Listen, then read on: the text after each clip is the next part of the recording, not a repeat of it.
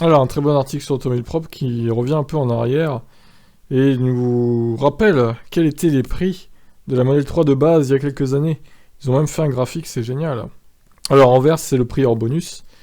Et en bleu, c'est bonus déduit. Du coup, 42 600 euros. On a commencé. Donc, à l'époque, il y avait encore le bonus de 6 000 euros, même pour les voitures qui coûtent plus de 45 000, hein, évidemment. Alors, le pic hors bonus, ça a été vraiment en décembre 2020, finalement. 50 990 euros pour la version de base. Et il y avait 3 000 euros de bonus. Donc ça mettait la voiture quand même à 47 990 euros. Comme aujourd'hui, en fait. Ce qui était totalement délirant. Ensuite, le prix a un petit peu baissé de 1000 euros. Puis après, voilà, janvier 2021, là, c'était incroyable. Là, c'était fou, là. 36 800 euros.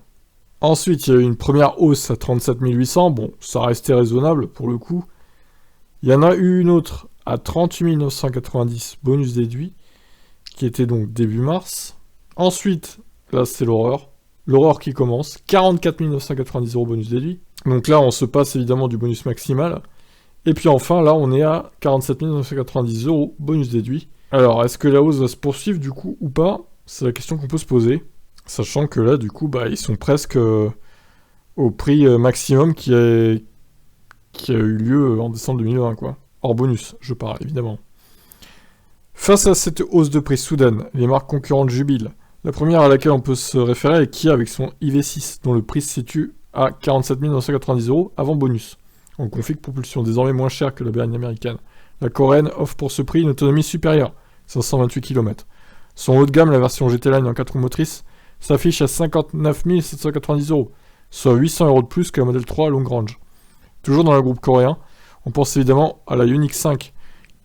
Si elle s'apparente davantage à un SUV, il garde quand même un prix d'accès à 43 600 euros pour 46 800 euros. La Ioniq 5 propose même 481 km d'autonomie. Mais c'est aussi du côté de l'offre française que le public pourrait se tourner. On pense notamment à la Renault Mégane électrique. Ça ne joue pas dans la même catégorie. Bah ouais, elle est beaucoup plus petite quand même. La française propose une batterie de 60 kWh et 470 km d'autonomie pour 40 200 euros hors bonus.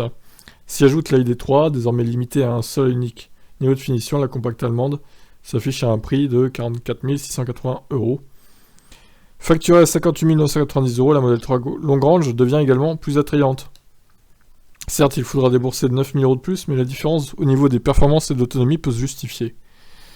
Donc voilà le tableau récapitulatif de ce qu'ils ont analysé sur Automobile Propre.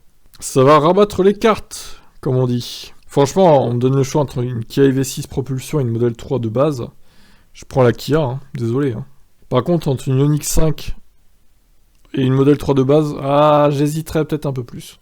Sachant que, bon, la Ioniq 5 et la Kia, elles ont le V2G, là. Véhicule to grid, qui est pas mal aussi, ça. Tesla ne l'a pas, ça. D'ailleurs, il faudrait qu'ils s'y mettent aussi. Ça pourrait être pas mal. Voilà. Bah écoutez, je vous laisse réagir. Ciao, ciao.